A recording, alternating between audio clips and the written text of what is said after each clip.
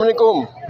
वालेकुम अस्सलाम। बाजी क्या हाल है? अच्छा ठीक है आप? अल्हम्दुलिल्लाह ठीक ठाक। अच्छा मैं हॉस्पिटल बोल रहा हूँ, ये अफ्ताब साहब आपके हस्बैंड जो हैं वो साथ खड़े हैं।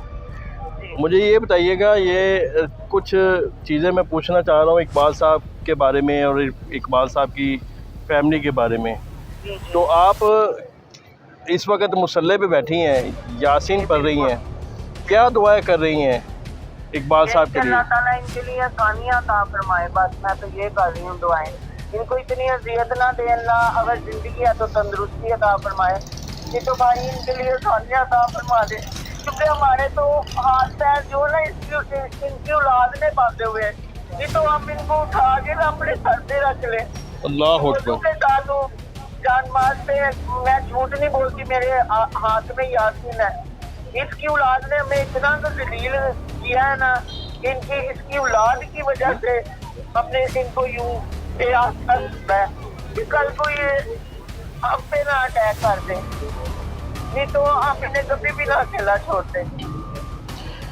बस माँ जी, मेरे मुझे तो एक चीज़ बताइएगा कि इनकी औलाद 5 औलादें हैं, हाँ जी, उनका रवैया जो है वो आपके साथ या आपकी फैमिली के साथ, अपने चचाओं के साथ कैसा था? बहुत बुरा रहा है, बहुत ही बुरा रहा। जब तक हम इकट्ठे रहे हैं, ज्वाइंट फैमिली रही है, तो ये सही रहे हैं। जब ये लहदा हुए हैं तो उसके बाद इन्होंने ना बाप की इज्जत तो इन्होंने की नहीं। जब के ये यहाँ से गए हैं, कोई 12 साल हो गए, 12 13 14 साल हो गए इनको यहाँ से गए। इन्होंने तक का इन्होंने भाईजान इकबाल को घर से निकाला हुआ है। कितने साल हो गए इकबाल साहब को घर से निकले? हाँ जी, और ये मेरे ससुर का घर था, सेल किया इन्होंने। इस सब किया हमने भाईजान इकबाल को, वो भी इसकी औलाद खा गई, इनको बेआसरा छोड़ दिया। और जब हम रख लेते थे अपने घर में, कभी आ ही जाते थे तो लड़ाई करने के लिए आ जाते थे कि हमारे बाप की कमाई खा रहे हो, ये कर रहे हो, वो कर रहे हो। बस फिर हमने इस वजह से, इनकी बातों की वजह से, फिर हमने तवज्जो ही छोड़ दी है। बेचारे फैक्ट्री में जाके रहने लग गए। फैक्ट्री से फिर अब जब इनको अटैक हुआ, फिर भी हमने इनको अपने घर में रखा। मेरा छोटा देवर इधर ही होगा, शबाज, उसने तो इसके बाप के बाप से बढ़कर इनकी हिजमत की है।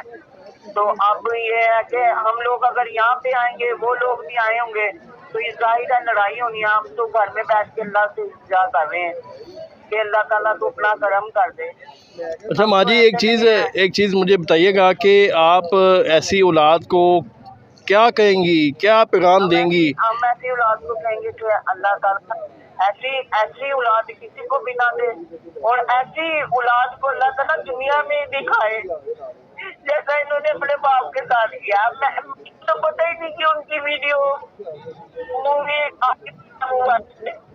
मैंने अब देखी है, तो उस टाइम की मैं रो रही हूँ कि कैसे इनकी जिंदगी है, कैसे दिन है। माँ बाप ने इनको बड़ा था, सबसे बड़ा था फैमिली में, 6 भाई 1 बहन थी इनकी। इनको चांद की तरह रखा हुआ था। औलाद इनकी हाथ पाँव भरो होती है।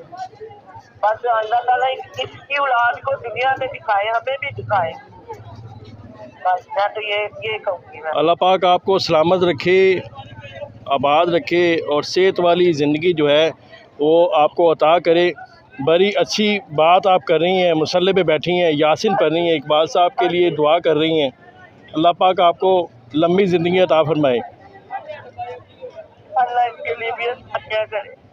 आमीन जी मेरे आमीन। बच्चे आए हुए हैं, मैं उनसे कह रही थी मुझे ले जाओ, क्योंकि जितने दिन पिछली दफा ये हॉस्पिटल में रहे हैं, मैं इनके पास कुरान की तिलावत करती रही, पढ़ती रही, पढ़ के भूखती रही हूँ। मैंने इनके बच्चों से कहा करे नहीं, फिर वो लोग भी आए हो गया, लड़ाई हो जाएगी, फायदा कोई नहीं है, आप इधर ही रहे। अब हमारे घर में जो भी सुनता है वो आया हुआ है, रिश्तेदार भी आए हुए हैं। जैसे कि इन्होंने दोपहर को फोन किया, पता नहीं किसने किया फोन, के वो फोन हो गए। हमें दोपहर से ही फोन आया हुआ है। अल्लाह अकबर। हाँ जी, लेकिन ये तो अब ये मेरा देवर और मेरा शोहर गए हैं, तो उन्होंने बताया कि नहीं अभी सही है, बस दुआ करो।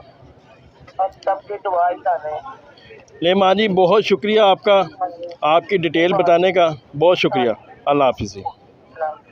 नाज़रीन, ये थी आफ्ताब भाई जो हैं, इकबाल के भाई हैं, बड़े छोटे भाई आफ्ताब।